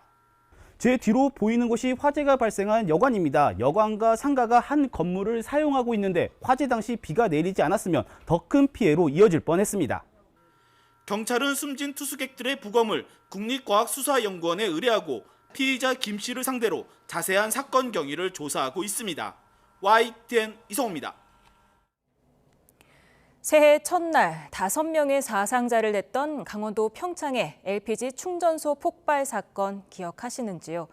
정부가 대규모 인명피해를 낳을 수 있는 LPG 충전소 폭발 사고를 막겠다며 범정부 차원의 대책을 내놨습니다. 보도에 차정윤 기자입니다. 캄캄한 도로 위에 뿌연 연기가 깔리더니 잠시 후 굉음과 함께 마을 일대가 불바다로 변합니다. 새해 첫날 5명의 사상자를 낸 강원도 평창 LPG 충전소 가스 폭발 장면입니다. 당시 근무한 지 한 달도 안 된 LPG 벌크로리 운전자가 충전소에서 가스를 넣은 뒤 배관을 분리하지 않은 채 차를 이동해 가스가 새어나갔고 결국 폭발로 이어졌습니다. 충전소의 긴급 차단 밸브는 차단을 했다. 그분이 그렇게 말씀을 하셨고 그리고 차량에서 누출 중이다 이렇게 말씀을 하셨어요. 실제 최근 3년 동안 발생한 가스 관련 사고를 보면 LPG 관련 사고가 가장 많은 비중을 차지했습니다. 한번 사고가 나면 인명피해가 큰 만큼 정부가 민관 합동조사단을 꾸리고 사고 예방 대책을 발표했습니다.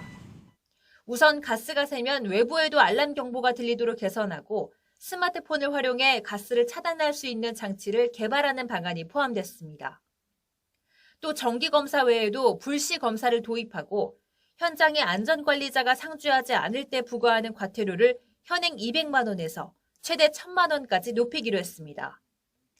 특히 가스를 충전할 땐 차량이 출발하지 않도록 오발진 방지 장치의 정기 검사 주기를 단축하고 운전자의 업무 전 안전 교육을 의무화하겠다는 계획입니다. 사전에 안전교육을 이수해야만 가스 운반 차량을 운전할 수 있도록 고압가스 관계 법령을 개정하고 실무 위주의 전문 보수 교육을 의무화해서 안전관리 역량을 강화해 나가도록 하겠습니다. 정부는 별도의 법령 제정이나 개정이 필요 없는 과제는 올해 안에 완수하겠다는 계획입니다. YTN 차정윤입니다.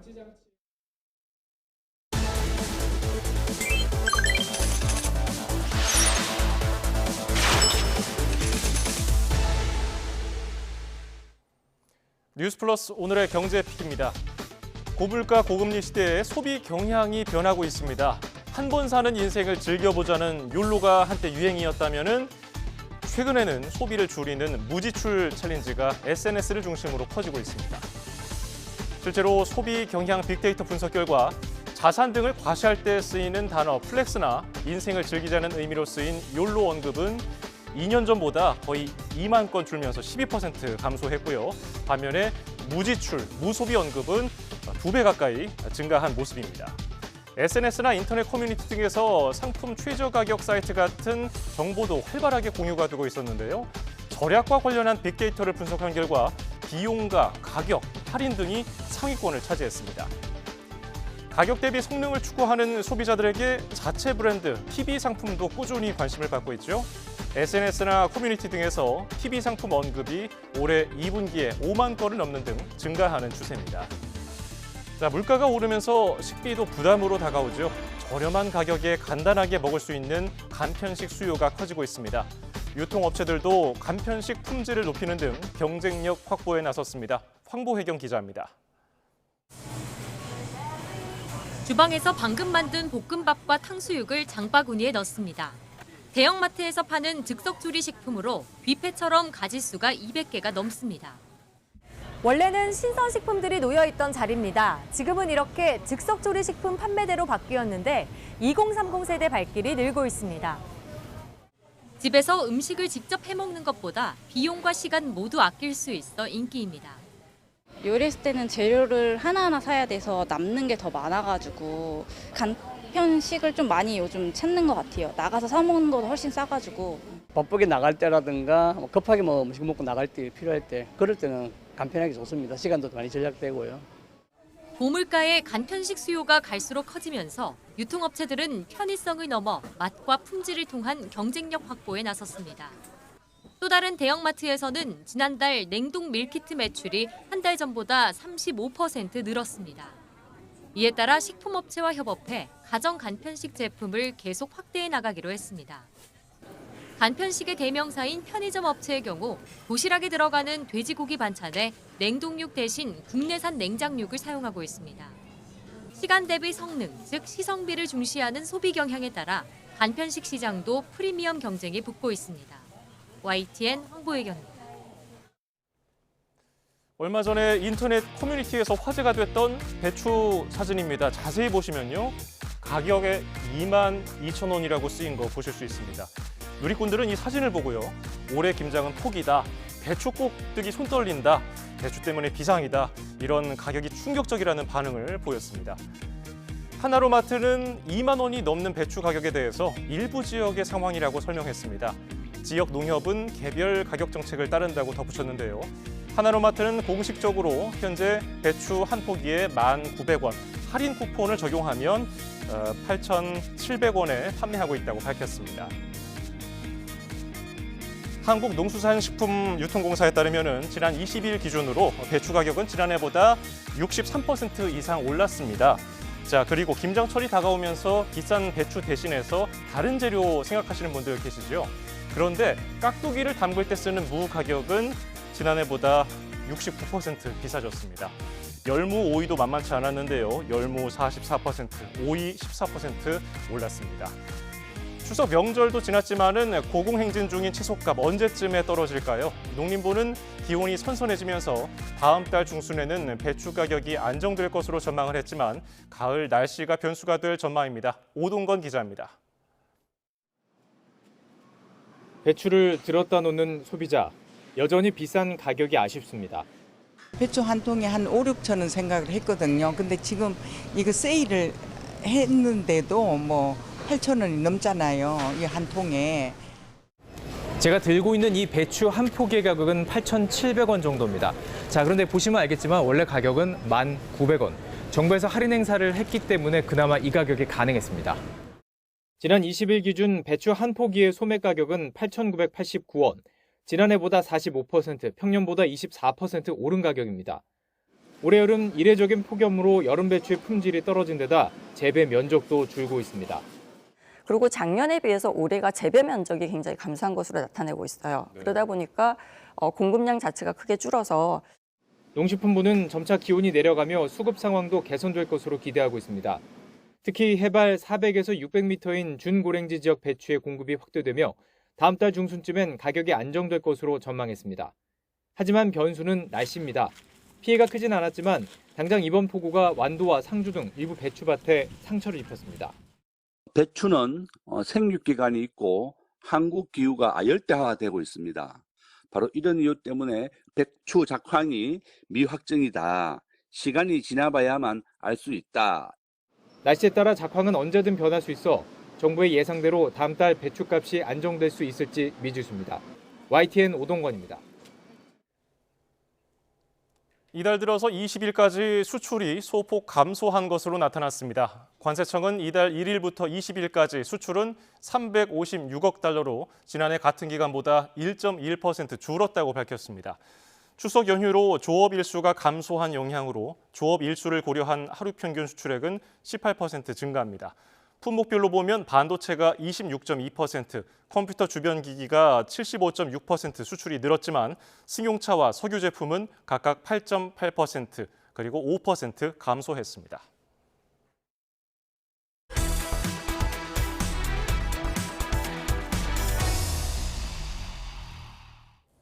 긴 무더위가 끝나고 갑자기 날이 쌀쌀해지면서 체력이 떨어지거나 몸 곳곳이 아프다고 느끼는 분들 많을 텐데요. 요즘 같은 환절기에는 우리 몸의 균형이 깨져서 면역력이 떨어지고 감염병에 쉽게 노출될 수 있어 평소보다 주의가 필요합니다. 일교차 큰 가을철 건강관리 방법 백종규 기자가 소개해드립니다. 갑작스러운 날씨 변화에 쉽게 몸이 피로하고 구내염이나 다래끼 등이 자주 생기기도 합니다. 면역력이 떨어지면서 나타나는 증상들입니다. 여름 동안 우리 몸은 열 생산을 억제하는 방향으로 적응하게 되는데 이런 상태에서 환절기를 맞이하면 몸이 적응하지 못해 쉽게 피로해지고 저항 능력도 떨어지게 되는 겁니다. 이럴 때 특히 노인이나 어린이들은 감기, 즉 호흡기 질환을 조심해야 합니다. 급격한 일교차와 건조한 공기 탓에 코 속 점막이 말라 감기에 걸리는 경우가 대부분인데 저항력이 떨어진 상태라면 폐렴 등으로 이어질 수 있습니다. 호흡기의 염증 변화와 기관지 수축을 일으킬 수가 있겠고요. 건조한 대기를 통해서 알레르기 항원 물질이나 바이러스 세균들이 더 많이 우리 몸에 노출될 수가 있겠습니다. 건조해진 공기 탓에 알레르기 유발 물질이 많아져 목이나 눈 주위, 코에 가려움이 나타나는 알레르기성 비염도 늘어납니다. 또 건조한 바람은 피부의 수분을 빼앗아 아토피성 피부염을 악화시키기도 합니다.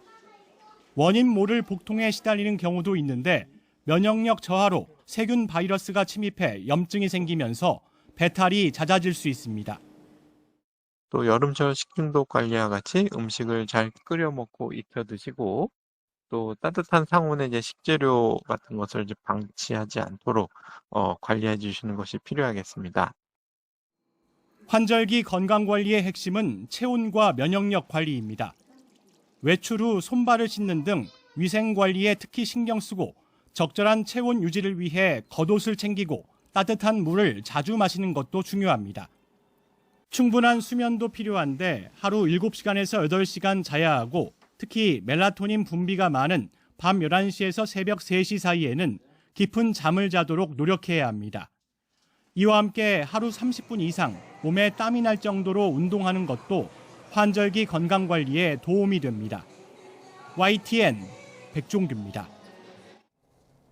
최근 5년여 사이 수도권과 비수도권의 전문의 수 격차가 심화한 걸로 조사됐습니다. 국민의힘 최보윤 의원이 보건복지부에서 받은 자료를 보면 비수도권 지역 전문의 수는 지난 7월 기준 4만 4천여 명으로 2019년보다 2,900여 명 느는 데 그쳤습니다.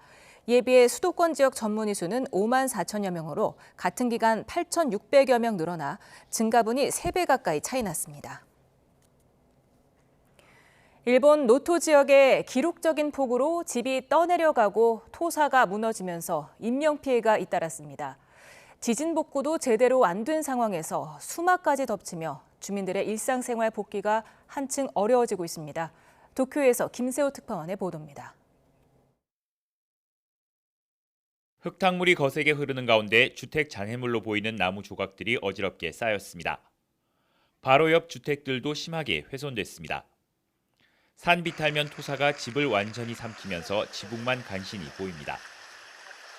노토반도 이시카와 현의 스즈시, 와지마시에 9월 한 달 평균 강우량의 2배가 넘는 폭우가 쏟아졌습니다. 23개 하천이 일제히 범람했는데 노토 강진으로 제방이 낮아져 있던 것도 주요 원인일 수 있다는 관측이 나옵니다.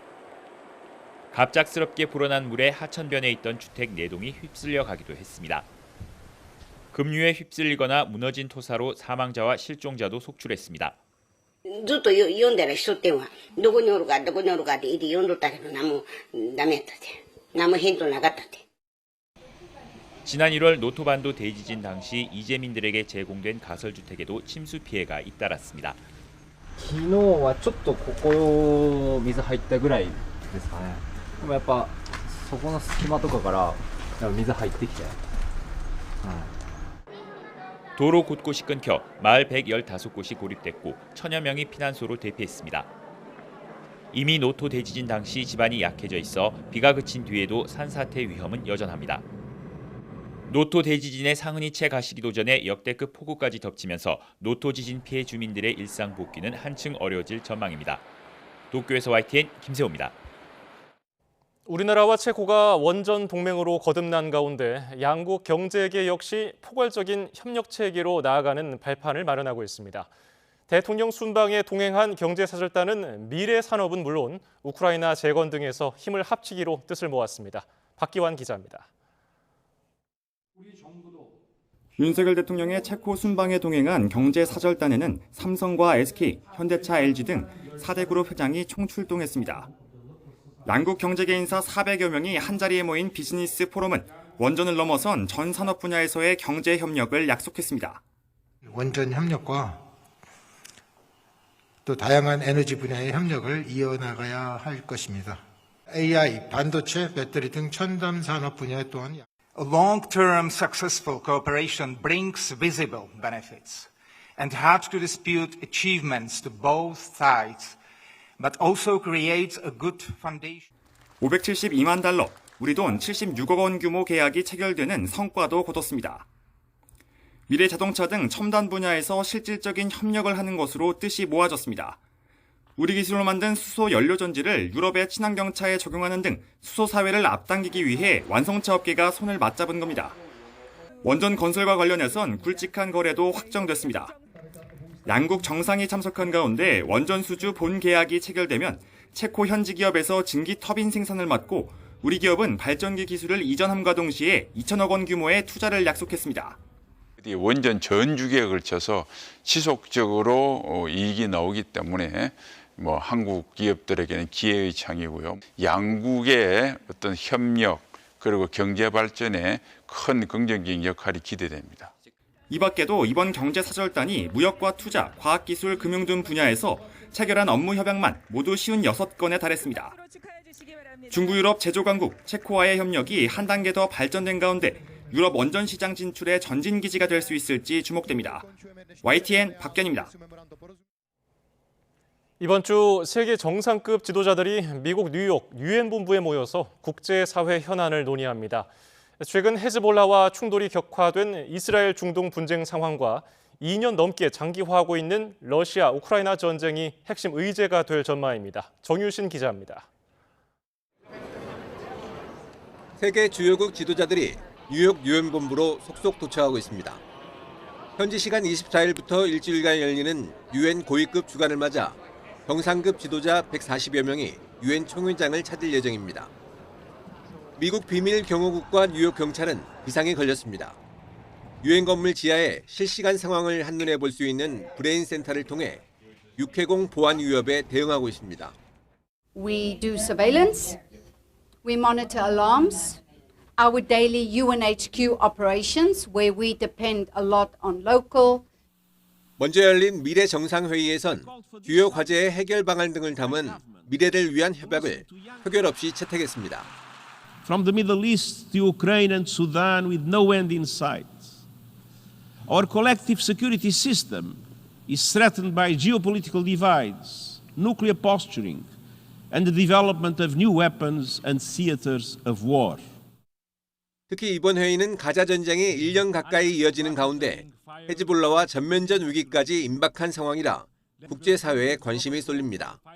We are a peaceful nation. We do not seek war, nor do we desire it.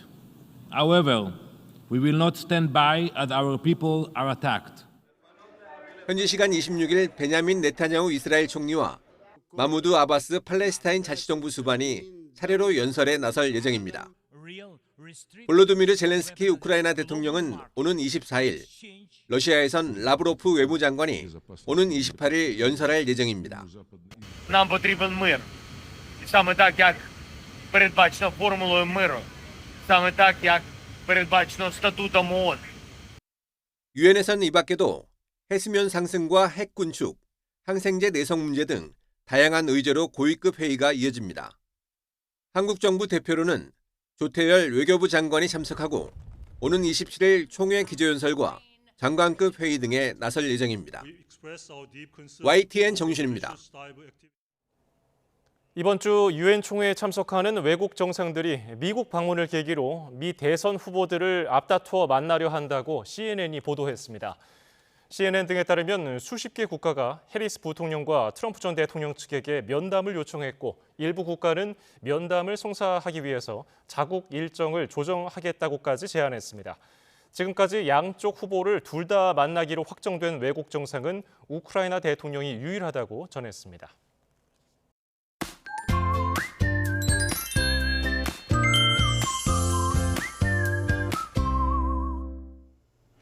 오늘 파란 가을 하늘이 정말 아름다웠습니다. 9월 하순에 들어서야 정말 가을다운 날씨가 찾아왔네요. 네, 맞습니다. 맑은 하늘도 그렇지만 가을 날씨의 또 다른 특징이 바로 일교차잖아요. 내일도 아침 기온은 15도 안팎으로 서늘하겠고요. 낮에는 뜨거운 가을볕이 내리쬐겠습니다. 내일도 청명한 가을 하늘을 만끽할 수 있겠습니다. 다만 경남 해안과 제주도에는 오후까지 빗방울이 떨어질 수 있겠고요. 모레까지 해안가에는 너울이 높게 일겠습니다. 해안가 안전은 계속해서 주의해 주셔야겠습니다. 남은 한 주 동안 내륙에서는 맑고 일교차가 큰 가을 날씨가 계속되겠습니다. 아침과 낮에 기온차가 10에서 15도까지 벌어지겠는데요. 네, 맞습니다. 이렇게 요즘 같은 환절기에는 면역력이 떨어지기 쉬워서 건강관리를 잘해야 하는데요. 가을철 건강수칙도 알아볼까요? 네, 먼저 수시로 수분을 섭취해야 합니다. 기관지가 건조하면 감기와 비염 등 환절기 질환에 걸리기 쉬운데요. 외출 시에는 손발을 깨끗하게 씻는 것도 중요합니다. 네, 그리고 충분한 수면과 적당한 운동은 가을 우울증을 예방할 뿐만 아니라 몸을 건강하게 지켜주는 중요한 요소입니다. 무엇보다 항상 겉옷을 챙겨서 체온을 유지해주고 실내 온도와 습도를 조절해서 면역력이 떨어지지 않도록 해야 하고요. 또 가을에는 피부가 건조해지기 쉬운 만큼 너무 잦은 샤워는 피하고 피부 보습에도 신경 써주셔야겠습니다. 지금까지 날씨 캔버스의 고은재, 신미림이었습니다. 오늘 저희가 준비한 뉴스 플러스는 여기까지입니다. 잠시 뒤 뉴스퀘어 저녁 8시 뉴스가 방송됩니다. 고맙습니다.